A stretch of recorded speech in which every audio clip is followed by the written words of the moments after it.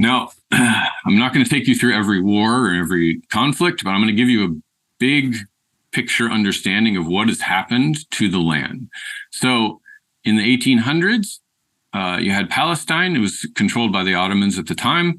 And it was, as I mentioned, 450,000 Arabs lived there and 25,000 Jews, and it was all one entity.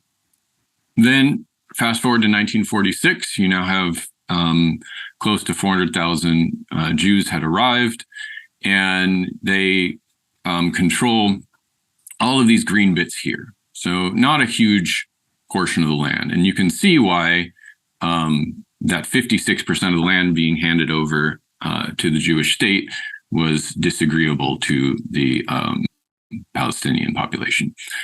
Now you had 1947. This is the map I showed you before. What the United Nations was proposing would be a Jewish state and an Arab state.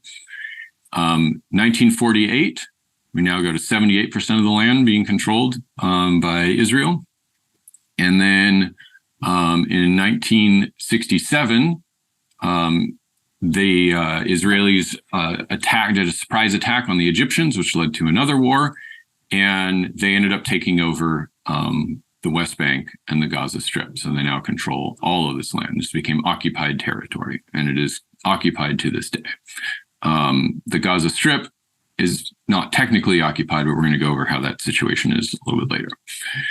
Then you have the Oslo Accords, and that was essentially supposed to be a step towards peace. It was not a final agreement. But in the Oslo Accords, the West Bank was divided up into three separate sections, A, B, and C. One is controlled ostensibly by Palestinians. One is jointly controlled, which essentially means it's not controlled by anybody. And then the other one is controlled by Israelis. So essentially, what Palestinians control was further limited to just these yellow areas here, which, as you can see, are divided themselves and not contiguous, which makes it very difficult to govern.